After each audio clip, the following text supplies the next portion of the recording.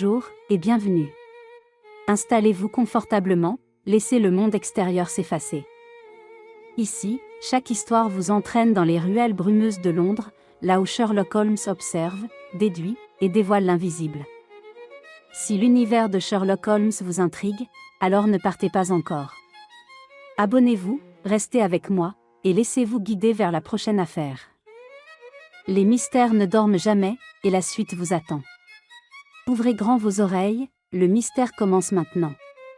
En 1901, lors d'un séjour sur la lande déserte de Dartmoor dans le Devonshire, Sir Arthur Conan Doyle trouve l'inspiration pour écrire l'une de ses rares aventures de Sherlock Holmes sous forme de roman, Le chien des Baskerville. Le docteur Mortimer sollicite l'aide de Sherlock Holmes. Il lui raconte l'effroyable légende de la famille Baskerville, un chien monstrueux et démoniaque poursuivrait ses descendants depuis des générations. Après la mort mystérieuse de Sir Charles Baskerville, son héritier, Sir Henry Baskerville, revient d'Amérique pour prendre possession du domaine familial perdu au cœur des Landes. Craignant que la malédiction ne frappe à nouveau, Holmes charge Watson de protéger Sir Henry.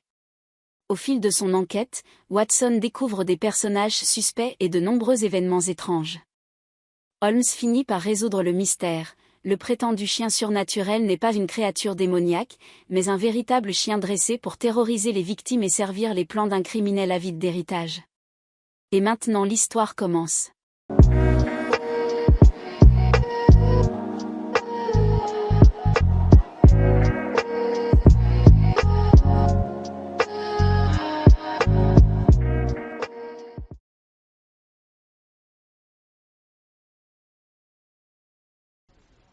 Bonsoir mes chers amis, c'est le docteur Watson qui vous parle.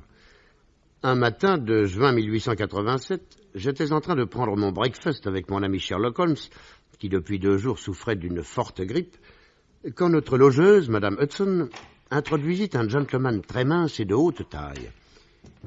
Il avait un nez en bec d'oiseau, entre 2 yeux gris et perçants qui brillaient derrière des lunettes cerclées d'or. Bonjour messieurs. Lequel de vous deux est monsieur Sherlock Holmes ? C'est moi qui ai-je l'honneur. Docteur James Mortimer. Voici mon ami, le docteur Watson. Enchanté, docteur. Je m'attendais d'ailleurs à vous trouver ici. Savez-vous, monsieur Holmes, que vous m'intéressez au premier chef ? En quoi donc ? Je n'espérais pas rencontrer un crâne pareil. Une dolichocéphalie aussi prononcée, ni un tel développement supraorbitaire. Verriez-vous un inconvénient à ce que je promène mon doigt le long de vos bosses pariétales ? Oh, un moulage de votre crâne, monsieur, à défaut de l'original, enrichirait n'importe quel musée d'anthropologie. Je ne vous cache pas que votre crâne me fait très envie. Peut-être n'est-ce pas uniquement pour admirer mon crâne que vous êtes monté jusqu'ici, monsieur. Oh non, bien sûr, mais à l'occasion, je ne m'interdis pas de contempler les fleurs du chemin. Voici, monsieur Holmes, le but de ma visite. Et si vous voulez bien jeter un coup d'œil sur ce document. C'est un manuscrit ancien, il doit dater de 1730 environ. 1742 très exactement, mais comment avez-vous pu... Oh, j'ai vu tout de suite à l'alternance des S longs et des S courts. Vous êtes expert en manuscrits ? À mes temps perdus. Que raconte ce document ? Une légende se rapportant à la famille des Baskerville. Quelle est cette légende ? Elle a trait à un mystérieux chien sauvage de dimension gigantesque qui a mordu à la gorge et jusqu'à ce que mort s'ensuive un certain Hugo Baskerville, une nuit dans la lande qui entourait son château. Il y a bien longtemps de cela, puisque l'événement remonte à l'époque de la Grande Révolte. Ce Hugo était un grand seigneur et un abominable gredin, et sa mort fut une délivrance pour ses vassaux.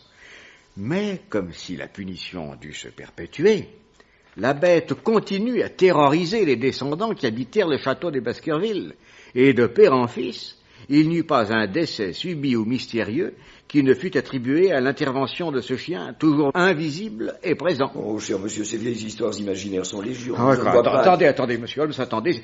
Si vous voulez bien prendre la peine de lire cet article du journal, vous saurez dans quelles conditions vient de mourir, il y a seulement quelques jours, mon client et ami Sir Charles Baskerville. Lisez-moi cela, Watson, je n'ai pas mes lunettes. Volontiers. La récente mort subite de Sir Charles Baskerville a profondément affecté ses nombreux amis. Il faisait dans son comté du Devonshire tout le bien possible. Et comme il n'avait pas d'enfant, son désir, maintes fois exprimé, était que tout le monde pût profiter de sa fortune, qui était considérable. L'enquête n'a pas éclairci les circonstances exactes dans lesquelles Sir Charles a trouvé la mort. La police a cependant réussi, tout au moins l'espérons-nous, à faire taire la superstition locale qui affirmait que son décès était dû à des causes surnaturelles. En fait, il souffrait de graves troubles cardiaques dont son médecin, le docteur Mortimer, s'était souvent inquiété. Je peux même dire que son système nerveux était dans un état déplorable. Il avait tellement pris à cœur la légende que je viens de vous raconter que pour rien au monde, il ne serait allé se promener tout seul sur la lande la nuit. Il était persuadé qu'une malédiction planait sur sa famille. Et plusieurs fois, il m'a demandé si, appelé à faire des visites nocturnes chez des malades, je n'avais jamais rencontré une bête étrange ou entendu un hurlement de chien. Je lui ai vivement conseillé d'aller passer quelques mois à Londres pour retrouver son équilibre nerveux. Monsieur Stapleton, un ami commun, l'engagea aussi à suivre mon conseil. Et Sir Charles devait partir le 5 juin. Il mourut le 4. Que s'est-il passé? Il avait l'habitude de se promener chaque soir dans une certaine allée bordée d'ifs. Il fumait un cigare, puis il allait se coucher. Or, ce soir-là, il ne rentra pas. À minuit, Barrymore, le valet de chambre, s'aperçut que la porte était encore ouverte. Il s'inquiéta, alluma une lanterne et partit à la recherche de son maître. Il découvrit son cadavre au bout de l'allée. Aucun signe de violence sur le corps, mais une incroyable déformation du visage, visiblement causée par une terreur folle. Appelé aussitôt, j'examinai mon pauvre ami qui gisait au milieu de l'allée, face contre terre et les bras en croix. Je conclus à une crise cardiaque et le médecin légiste confirma mon diagnostic. Mais sur le sol, je remarquai des empreintes.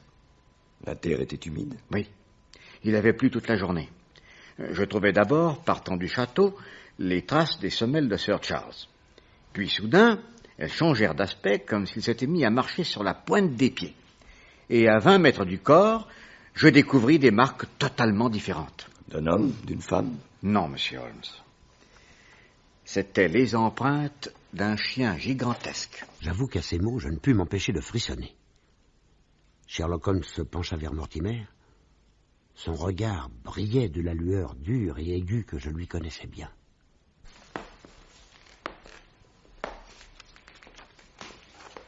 Vous avez vu les empreintes d'un chien gigantesque? Aussi nettement que je vous vois. En avez-vous parlé à la police? À quoi bon? Personne n'a remarqué ces empreintes. Ah, par moi, personne n'a même eu l'idée d'en chercher. Y a-t-il beaucoup de chiens de berger dans la lande? Aucun.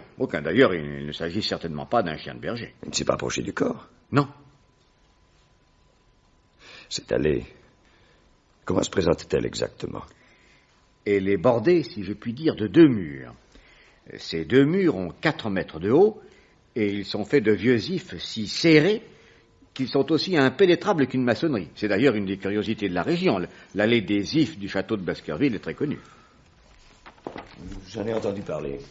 Elle commence au château et se termine à une grille flanquée de 2 pavillons. Mais au milieu de l'allée, l'une des 2 murailles est percée d'une porte à claire-voie qui donne sur la lande. Cette porte, était-elle fermée au moment du drame? Oui, et avec un cadenas. Sa hauteur? 1,25 m environ. Donc franchissable par n'importe qui? Oui. Auprès de cette porte, les empreintes avaient-elles quelque chose de particulièrement significatif? Elles m'ont donné l'impression que Sir Charles y a piétiné longtemps, comme s'il attendait quelqu'un. J'en suis même à peu près sûr. Pourquoi? Parce que j'ai découvert sur le sol de la cendre de cigare tombée 2 fois à 2 endroits différents. Et selon vous, qui pouvait-il attendre? Ah, ça je l'ignore.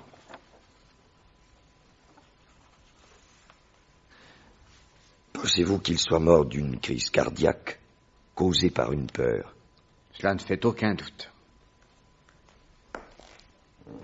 Jamais je ne croirais qu'un homme puisse mourir à la vue d'un chien. Ah, mais c'est que plusieurs personnes ont aperçu sur la lande un animal qui ne ressemble à aucun autre catalogué par la science.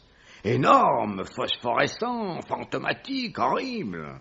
À plusieurs reprises, j'ai soumis ces témoins à des interrogatoires serrés. L'un est un paysan sans malice, l'autre un maréchal ferrant et le troisième un fermier intelligent. Tous les trois m'ont raconté la même histoire d'apparition et le signalement qu'ils m'ont donné de l'animal monstrueux concorde en tout point. C'est pourquoi la terreur règne dans le district et personne ne se risquerait à traverser la lande au milieu de la nuit. Et vous, médecin, vous inclineriez à penser qu'il s'agit d'un phénomène surnaturel? Ah, je ne sais plus. Dans ces conditions, en quoi puis-je vous aider? En me conseillant sur ce que je dois faire avec Sir Henry Baskerville, qui arrive dans 1 heure à la gare de Waterloo. Qui est-ce? L'héritier de Sir Charles. Après le décès, ayant été nommé exécuteur testamentaire, je me suis enquis de l'existence éventuelle d'un descendant, et nous avons découvert ce jeune Henry qui a fait jusqu'ici de l'agriculture au Canada. D'après les renseignements, c'est un garçon très bien sous tous les rapports. Il n'y a pas d'autres prétendants à l'héritage? Non. Non, le seul autre parent dont nous avons pu retrouver la trace, c'était Rogers Baskerville, le plus jeune des 3 frères dont le pauvre Charles était l'aîné. Il se conduisait comme un bandit et il est allé mourir de fièvre jaune en Amérique centrale il y a 11 ans. Henry, fils du second frère mort depuis longtemps, est donc le dernier des Baskerville. À votre avis, que dois-je lui conseiller? Pourquoi n'irait-il pas vivre dans le domaine de ses ancêtres? N'oubliez pas que la plupart des Baskerville qui l'ont habité ont été victimes d'un destin tragique. Qui est-ce que c'est qui gratte ainsi à la porte? Watson, voulez-vous voir? Non, ne vous dérangez pas, c'est Black, mon espagnol. Je l'ai empêché d'entrer pour qu'il ne salisse pas au tapis. D'ailleurs, je file à la gare. Alors, monsieur Holmes, selon vous, que dois-je faire? Ne parlez de rien, votre voyageur. Laissez-moi 24 heures. Revenez ici tous les deux, demain matin. À ce moment-là, nous prendrons une décision mûrement réfléchie. D'accord, monsieur Holmes. Au revoir, docteur. À demain, messieurs. Au revoir, docteur. Moi-même, je sortis peu après, ayant toute une série de malades à visiter. Je déjeunais avec un ami à mon club et ne rentrais que le soir à Baker Street. Le salon était rempli d'une fumée opaque. À travers ce brouillard, j'aperçus vaguement Sherlock Holmes en robe de chambre, recroquevillé sur un fauteuil et serrant entre ses dents sa vieille pipe de terre noire. Bonsoir, Watson. Bonsoir. Vous permettez que j'ouvre la fenêtre? Vous êtes enrhumé, moi aussi. C'est votre tabac qui me fait tousser.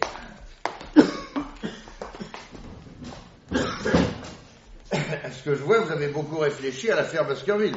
Eh oui. Il y a une chose qui m'intrigue. Pourquoi, à un moment donné, Sir Charles s'est-il mis à marcher sur la pointe des pieds? Il courait, Watson. Il courait désespérément pour sauver sa vie. Il a couru jusqu'à en faire éclater son cœur et à tomber raide mort. Mais il fuyait devant quoi?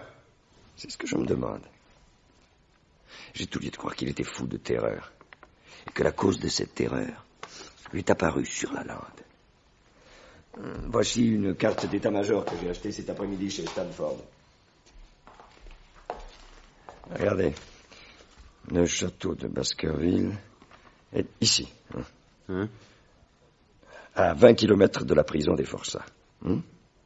Tout autour, c'est la lande. Sinistre, désolé. Avec ça, là, quelques habitations. Oui. L'endroit doit être sauvage. Oui. Ça, s'il fut jamais un endroit qui convienne au diable, c'est bien celui-là. Tiens, pencheriez-vous pour une explication surnaturelle? Ces agents du diable peuvent être en chair et en os, non? Le lendemain matin, à 10 heures, le docteur Mortimer était de nouveau chez nous, accompagné de Sir Henry Baskerville. 30 ans, petit, bien découplé, l'esprit agile, le regard franc, très sympathique. Si le docteur Mortimer ne m'avait amené chez vous, monsieur Holmes, j'y serais probablement venu de mon propre chef. Pourquoi cela? Regardez cette lettre. Enfin, si je peux appeler ça une lettre, qui m'est arrivée ce matin. Sir Henry Baskerville, Northumberland Hotel. Tiens, cette enveloppe est partie de Charing Cross hier soir. Si vous tenez à votre vie, si vous ne voulez pas devenir fou, fuyez Baskerville. Si c'est une plaisanterie, elle est d'un goût douteux. Qu'en pensez-vous, monsieur Holmes? Je pense d'abord que l'auteur désire rester anonyme, puisque les mots sont découpés dans un journal puis collés côte à côte. Mais pourquoi seul le mot Baskerville est-il écrit à la main? Parce que, cher monsieur l'auteur, n'a pas trouvé le mot tout imprimé dans un journal. C'est exact, je suis stupide. En tout cas, à voir la façon dont a été tracé ce mot ainsi que l'adresse, ce billet a été envoyé par un ouvrier ou un paysan. Je penserais plutôt pour une personne distinguée. qui aura déguisé son écriture. Oui, c'est quelqu'un de la bonne bourgeoisie. Et qu'est-ce qui vous fait dire ça? Les caractères d'imprimerie sont ceux employés pour l'éditorial du Times. Ils sont assez particuliers. Ils ne peuvent être confondus avec aucun autre. Passez-moi le Times d'hier, Watson. Oui. Là-bas, sur la console. Voici. Si vous voulez vous rendre compte. Oui, en effet. En effet. Vous pouvez même constater que c'est précisément cet éditorial sur les tarifs douaniers qui a servi à composer cette lettre. Vous y trouverez éparpillés les mots « si vous tenez à votre ». Tiens, je ne vois pas le mot « vie ». Ah si, tenez, le voici au début du 3e paragraphe. La vie économique et financière dépendra de l'effort que les gouvernements, etc. Or, ce ne sont ni les ouvriers, ni les paysans qui lisent le Times. Je penche donc pour une personne d'un certain niveau. Et c'est hier que cette lettre a été conçue puisque les mots ont été découpés dans le journal d'hier. Et la façon désordonnée dont les mots ont été collés indique une assez grande précipitation. J'ai même tout lieu de croire que l'adresse a été écrite dans un hôtel. Un hôtel? Pourquoi?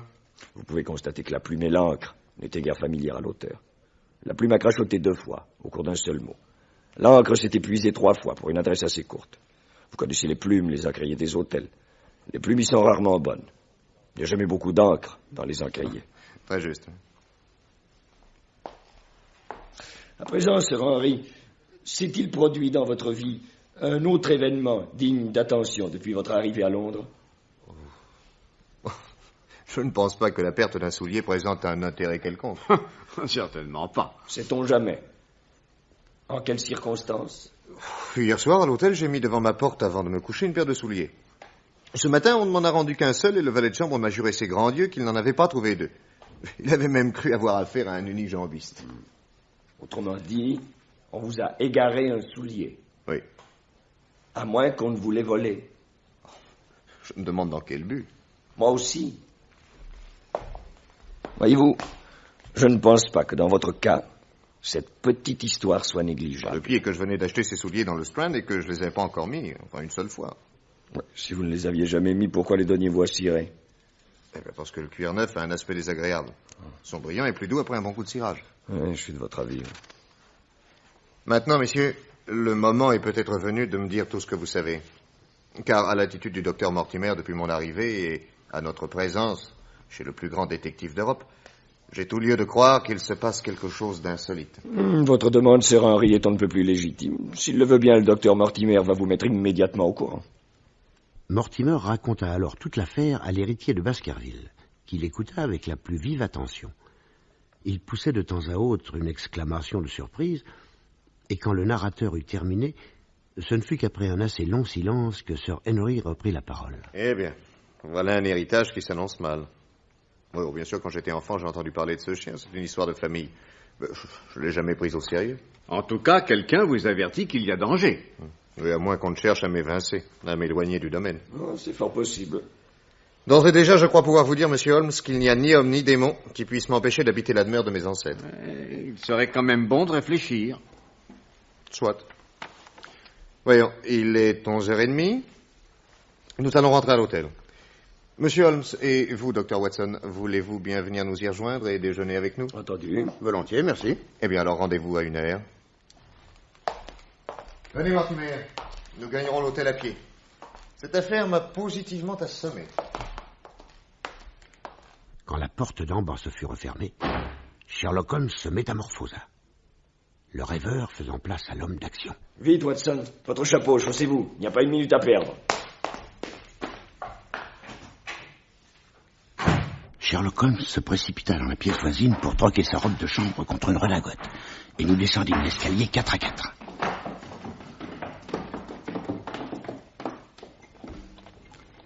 Dans la rue, Baskerville et le docteur Mortimer nous devançaient de 200 mètres en direction d'Oxford Street. Rapprochons-nous d'eux légèrement et ouvrons tout grand nos yeux. Je parierais que quelqu'un les suit. Je ne vois personne. Ah, si, peut-être ce petit gentleman. Regardez, il s'arrête aux mêmes vitrines qu'eux. Je crois que vous avez raison. Non, certainement pas, vous avez vu. Oui, il vient d'entrer chez le coiffeur. Watson, regardez ce câble. Il règle son allure sur nos deux amis. Hâtons le pas. Cette fois, il n'y a aucun doute. Tâchons de voir la tête de l'homme qui est à l'intérieur. Oui. Il a une barbe noire. Ah, il nous a vus. Le toit du cab se souleva et l'occupant donna un ordre bref au cocher qui fouetta son cheval. La voiture dévala Regent Street au grand galop. Je suis sûr que Baskerville est suivi depuis son arrivée à Londres. Autrement, comment aurait-on pu savoir qu'il était descendu à l'hôtel Northumberland? Du moment qu'on avait suivi le premier jour, j'étais sûr qu'on le suivrait encore aujourd'hui. Il reste à savoir s'il s'agit d'un ange gardien ou d'un criminel. Ah, quel dommage que nous n'ayons pas relevé le numéro du cab. Oh, pardon. C'est le 2704.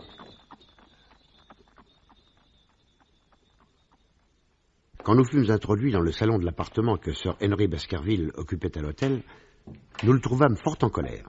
Je me demande bien pour qui on me prend dans cette boîte. Et j'aime mieux vous dire que si on me cherche, on me trouvera. Enfin, je ne suis pas ennemi de la plaisanterie, mais une fois suffit.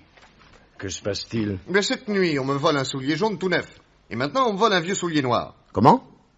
Oui, j'avais en tout et pour tout 3 paires de chaussures. La paire de jaune, toute neuve, une vieille paire noire, et les vernis que j'ai aux pieds. Et... Alors, garçon, ce soulier noir, on me l'a trouvé? Non, votre honneur. Écoutez-moi bien.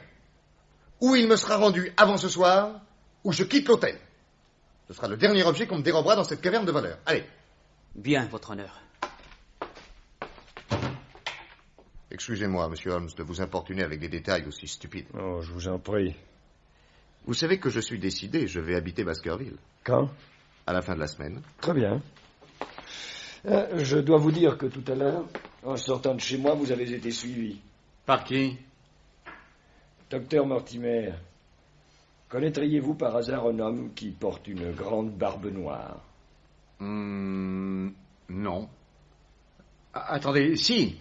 Barrymore, le maître d'hôtel de ce pauvre Sir Charles, porte une barbe noire. Ah. Et où est actuellement ce Barrymore? À Baskerville? Je voudrais bien vérifier s'il ne serait pas par hasard à Londres. Sherlock Holmes fit venir un des grooms de l'hôtel et lui demanda de porter à la poste 2 télégrammes. L'un pour Barrymore, château de Baskerville, avec ces simples mots. Télégraphiez-moi si tout est prêt pour recevoir Sir Henry, signé Mortimer, Northumberland Hotel, Londres. Et l'autre, pour le chef de la poste desservant Baskerville et ainsi conçu.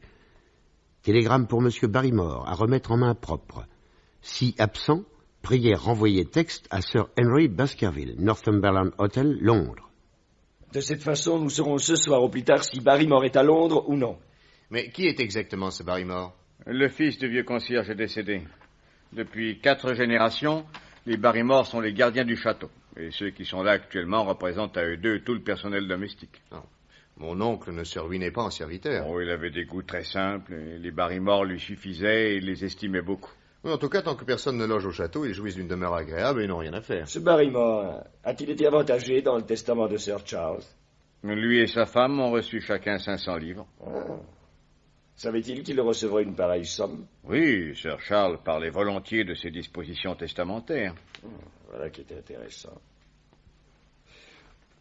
Autre question. Si notre jeune ami disparaissait, excusez, Sir Henry, cette déplaisante hypothèse, qui hériterait de la fortune? Oh, des cousins très éloignés, sans enfants et déjà âgés, les Desmond. James Desmond est clergyman. Il mène une vie exemplaire et ce n'est pas lui, le pauvre homme, ni sa femme, qui ferait quoi que ce soit pour hériter d'un penny avant la lettre. Puisque ceux qui hériteraient après moi sont incapables de mauvaises intentions, je pars donc pour Baskerville et je m'installe là-bas. Cependant, j'aimerais, pour les premiers temps tout au moins, que vous ayez un garde du corps. Et les affaires que j'ai actuellement en cours ne me permettent pas, hélas, de quitter Londres. Mais si le docteur Watson acceptait de passer quelques jours auprès de vous... C'est que j'ai mes malades. Ne m'avez-vous pas dit l'autre jour que vous vous sentiez fatigué? Que vous aviez l'intention de prendre tout de suite vos vacances? Oui, c'est exact, mais... Alors, une semaine au château de Baskerville ne devrait pas être pour vous déplaire. Certes non. Croyez-moi, Sir Henry, si mon ami veut bien accepter, je ne connais personne capable d'être pour vous un compagnon plus sûr dans une passe difficile. Si vous voulez bien descendre à Baskerville, je vous en serai très reconnaissant, docteur. Eh bien, soit. J'accepte. Merci, Watson. Au fond, cette histoire vous passionne. Hein? Vous me tiendrez très soigneusement au courant. Et s'il survient quelque chose de grave, je vous dirai ce qu'il faudra faire. Entendu. Je serais ravi de vous avoir auprès de moi, docteur. Il fut convenu que nous partirions le surlendemain et que je retrouverais Sir Henry à la gare de Paddington. Nous nous étions levés pour prendre congé et Baskerville ouvrit une serrure de sa chambre pour prendre son chapeau. Soudain, il poussa un cri. Mon soulier neuf, le voilà. Puissent toutes les autres difficultés s'aplanir aussi aisément. C'est curieux. Avant le déjeuner, j'avais fouillé cette pièce de fond en comble. Moi aussi. Centimètre par centimètre. Je suis sûr que ce soulier n'y était pas. Oh bon, le valet de chambre a dû le ranger pendant que nous déjeunions. Questionné, le domestique jura n'être au courant de rien. Une autre énigme s'ajoutait donc à cette série ininterrompue de petits mystères apparemment sans signification. La réception de la lettre constituée de mots imprimés, l'espion barbu dans le cab, la perte de la chaussure neuve, la perte du vieux soulier noir et le retour de la chaussure neuve.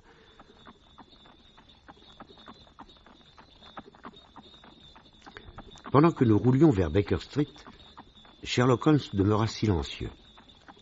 Ses sourcils froncés, son regard aigu m'indiquaient qu'il essayait comme moi de construire un cadre où insérer logiquement ces épisodes. Tout l'après-midi, il resta assis à méditer et à fumer. Vers le soir, on sonna. J'allais ouvrir. Oui. Merci. Qu'est-ce que c'est? Un télégramme. Donnez vite.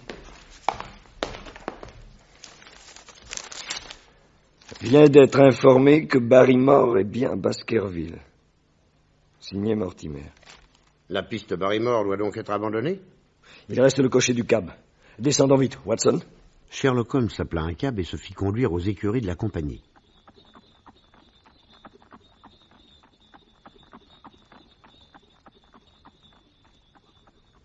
Par bonheur, le 2704 venait de rentrer.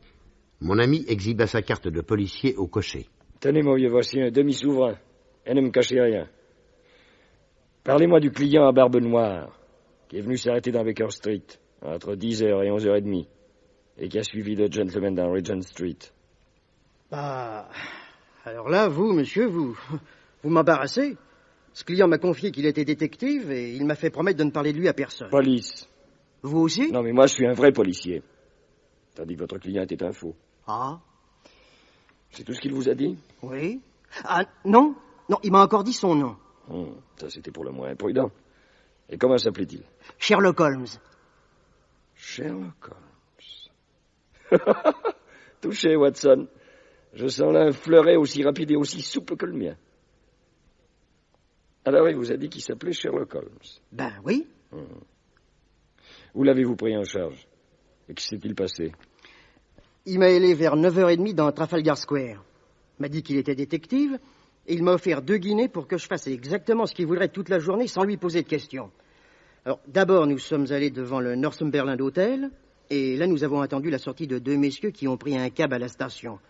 Nous les avons suivis jusqu'à Baker Street et là, nous avons attendu pendant 1h30. Quand vers midi, il vous a ordonné de descendre Regent Street à toute vitesse, où l'avez-vous conduit? À la gare de Waterloo. Et là, vous l'avez attendu? Ah non, il m'a payé, et comme il me quittait, il s'est retourné pour me lancer. Peut-être serez-vous content de savoir que vous avez conduit Sherlock Holmes. Voilà comment j'ai su son nom. Et vous ne l'avez plus revu? Oh non.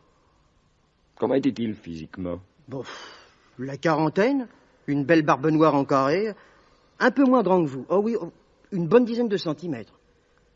La couleur de ses yeux? Ça, j'ai pas remarqué.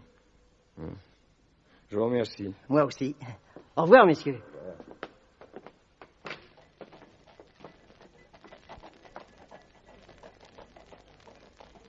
Cette affaire me plaît de moins en moins, Watson. Nous avons maille à partir avec un adversaire de classe. Terriblement dangereux, je le pressens. Je ne vous cache pas que je pousserai un soupir de soulagement si je vous vois revenir de Baskerville sain et sauf.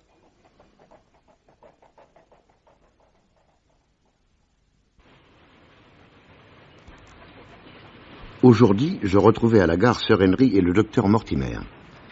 Sherlock Holmes m'avait donné ses dernières instructions me priant d'étudier là-bas les lieux et les gens, de lui en faire un rapport détaillé et de le tenir au courant de tout événement insolite, si minime fût-il. Et il avait eu soin que je prisse mon revolver avec mission de laisser seul Baskerville le moins possible.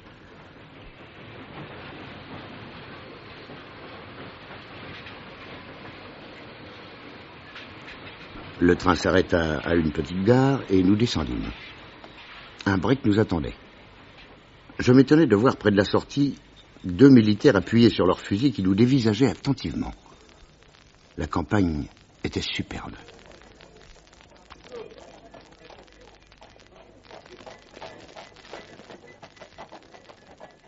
Après une demi-heure de route, nous aperçûmes sur un éperon un soldat à cheval, le fusil couché en joue sur son avant-bras.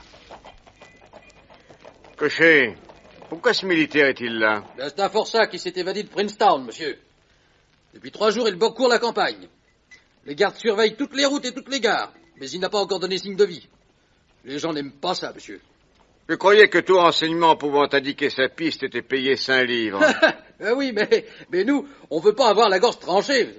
C'est qu'il s'agit d'un forçat pas ordinaire. Celui-là, il est capable de tout. Qui est-ce donc? C'est Selden. Selden, l'assassin de Notting Hall. La nuit tombait quand nous arrivâmes au château de Baskerville. Le break s'engagea dans une longue avenue, le bruit de ses roues étouffé par les feuilles mortes. Un homme de haute taille à barbe noire vint ouvrir la portière. Derrière lui se tenait une femme. C'était le ménage Barrymore.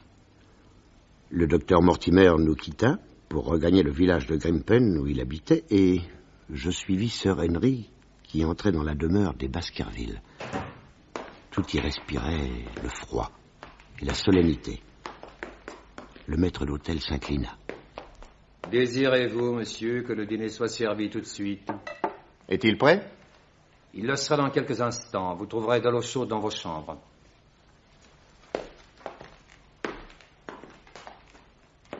Ma femme et moi serons heureux, Sir Henry, de demeurer avec vous jusqu'à ce que vous ayez pris vos dispositions. Mais, étant donné les nouvelles circonstances, cette maison exigera sans doute un personnel considérable. Quelles nouvelles circonstances? Sir Charles menait une existence très retirée. Nous pouvions suffire à son service. Vous voudrez sans doute vivre dans une moins grande solitude et vous devrez augmenter le train de maison. Dois-je comprendre que vous et votre femme souhaiterez me quitter? Oui. Et pour vous dire toute la vérité, monsieur, nous étions tous deux très attachés à Sir Charles et sa mort nous a bouleversés. Cette maison nous est devenue très lourde. Oui, je crains que nous nous sentions jamais plus à l'aise dans Baskerville. Mais quelles sont vos intentions? Probablement allons-nous prendre un petit commerce. La générosité de Sir Charles nous en a procuré les moyens. Mais pour l'instant, monsieur, je ferais mieux de vous conduire à vos chambres.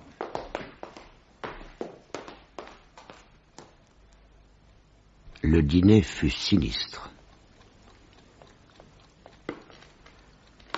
Dans l'immense salle à manger, assis tous deux dans le petit cercle de lumière projeté par la lampe, nous nous sentions déprimés et assez impressionnés par la présence d'une série d'ancêtres en pied dans leur cadre qui posaient sur nous leurs regards silencieux. Eh ben, c'est décidément pas gai ici. Ça ne m'étonne plus que mon oncle soit devenu un peu nerveux en vivant seul dans une pareille maison. Bon, peut-être vous y habituerez-vous. J'essaierai.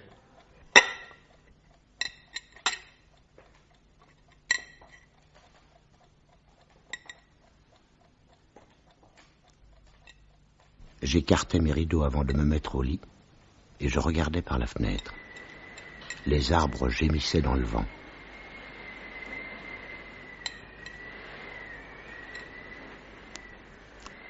Une demi-lune apparaissait entre les nuages qui couraient au-dessus de la lande. Je refermais en frissonnant et me glissais dans les draps.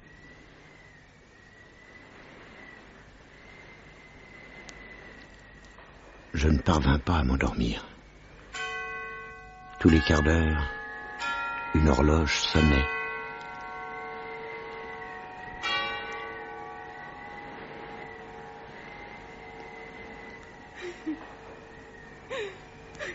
Soudain, je me dressai.